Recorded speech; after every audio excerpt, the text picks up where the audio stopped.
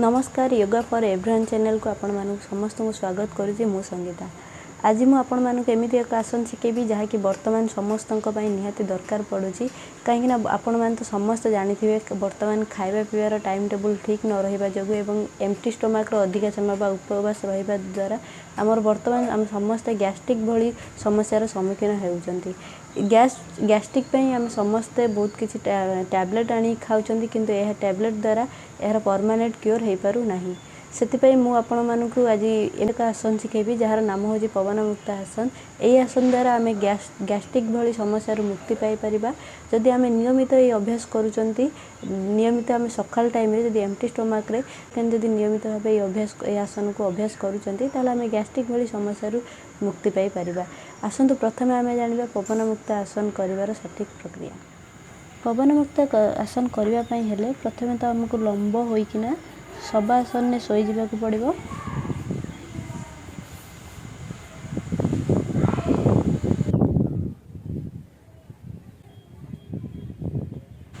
एबे आमे दुई गोडर दुई आंठू पाखरु बेंड करिकी जंघ को उठेकी छाती पाखरे लगेइबा। तापरे आमे दुई हाथ को छंदी देकी आंठूर तल को धरिबा। तापरे आमे धीरे धीरे निश्वास छाड़ी मुंड को ऊपर को उठेबा एवं नाक बा थोड़ी हमर दुई आंठूरे जेपरी लागिबो। एई स्थिति रे आमे 30 सेकंड रहिबा। निश्वास प्रश्वास हमर स्वाभाविक रहिबो। आखि को बंद रखिबा एवं पिठी जेपरी टाणी होला परि लागिबो। एबे प्रश्वास नै कि मुंड एवं कांध को तळे लगेइबा एवं निश्वास छाड़िबा बेले गोड़ दुईटी को तळ को रखिबा। एई आसन को गोटिए गोड़े अभ्यास करिबा जेपरि आमे दुई गोड़े अभ्यास कले जो भली सेही परि आमे गोटिए गोड़े मध्ये एई आसन को अभ्यास करिबा। आपण जदि एई पवन मुक्त आसन नियमित अभ्यास करूचंती ताले यह हमर गैस्ट्रिक समस्या तो दूर करि थाए। एहा द्वारा पेट फुलिवार समस्या रे मुक्त करि थाए एवं जो मानकर कोष्ठकाठिन्य अछि से मानकर कोष्ठकाठिन्य मध्ये दूर करिवार सहायता करि थाए एवं मेरुदंडर शरीर को ठीक करि थाए।